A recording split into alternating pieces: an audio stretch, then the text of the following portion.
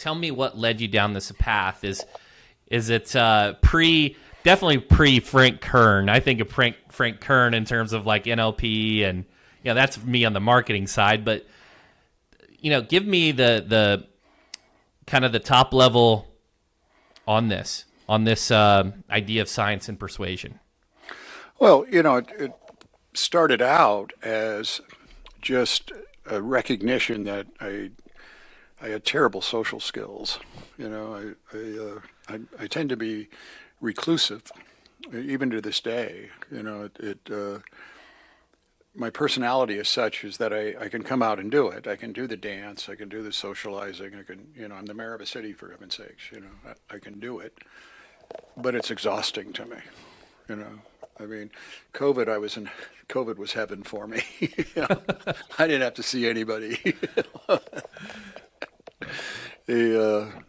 But it was because of that inability to, understand the world around me, I guess, that when I realized there was a lot of science to this, I just dove in, and still dive in every morning. I can't wait to read it, can't wait to understand it more.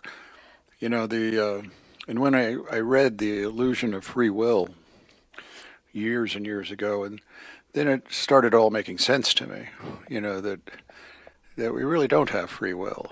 It really is just a chaotic cause and effect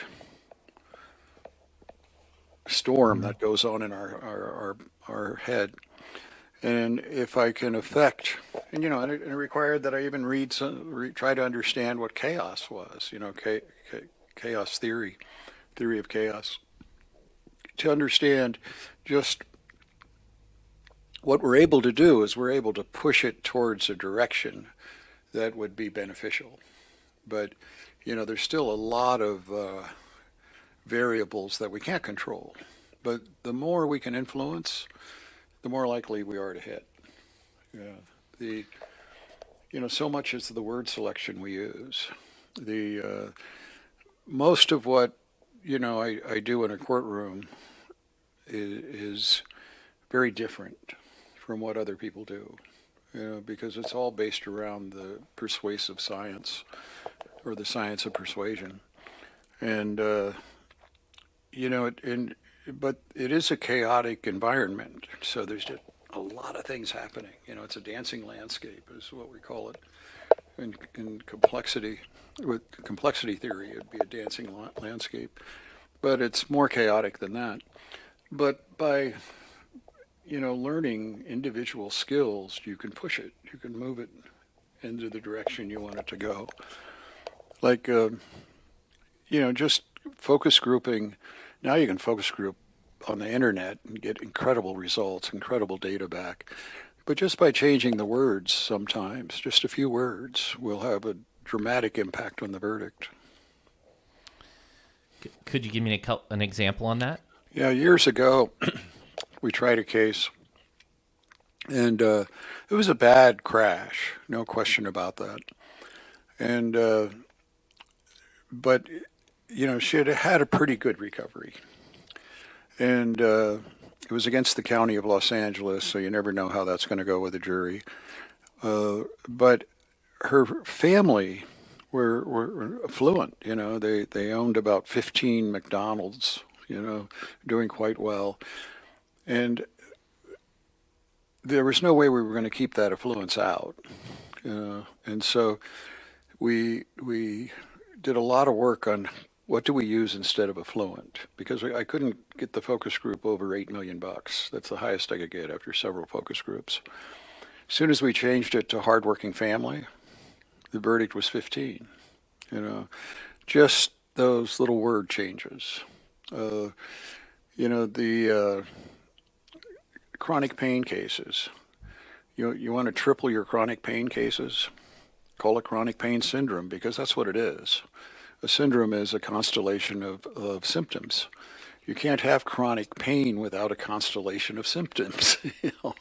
But just by changing it to just making sure your experts use the word chronic pain syndrome has a huge effect on the verdict. We do a lot of testing for that, a lot of work on that. We put it in we do what's called horizontal segmentation. Depending on what jury we end up with, we know which words to use or which words to stress. Uh, there's just a lot of science that goes into it. I'm really intrigued here, and take me down this path further. So I'm trying to, if someone was going to dive into this, where do they go to learn more about this? What resources? Is this kind of, I Carnegie makes me think more of. This isn't the Carnegie path, is it? Is it a No. different direction? Yeah, it is. The thing with just word selection, the the impact of the words change over time. So you got to keep polling. You got to keep doing stuff on the internet, to find out which words are resonating, which age group, which demographic.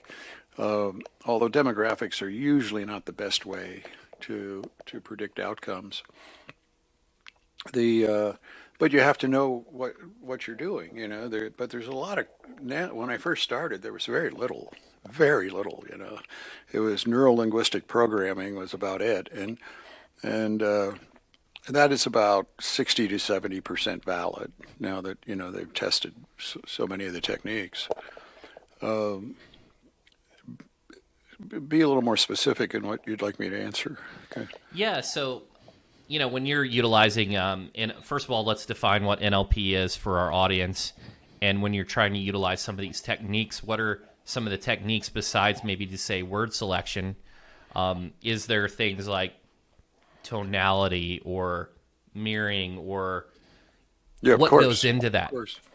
The mirroring is pretty robust now. The research on that it is persuasive. If I mirror your body posture, that's a sign of affiliation and alignment, and it pulls you in my direction if I do it. What I'm really looking for is who's the leader in the jury, by who adopts a body position, then others follow it. You know, that that goes a long ways. The you start out with the assumption that most of your persuasive skills are visual, not auditory. But auditory is essential. When to drop your voice, when to raise your voice, that range of voice is incredibly important. When to sit down, if it's really serious and you sit down, that's a signal that it's serious.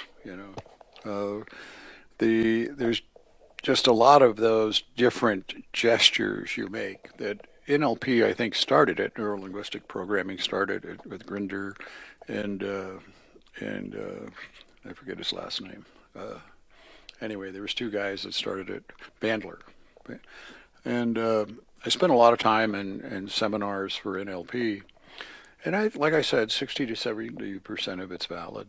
Uh, just gestures, gestures of affiliation, incredibly powerful if you use them correctly and you don't overuse them. Um, how to bond with people is really a six-step process. It's not magical. I got to smile. I got to make eye contact. Then I got to smile. You know, the I like to go into a bar and watch people hook up because I can predict it. I can predict who's going to leave together Right. uh, because it's predictable. It's the look, it's the look back, it's the touch. You don't get the touch, you're not going home. You know, it, That's good. we're not that complicated of animals in many respects.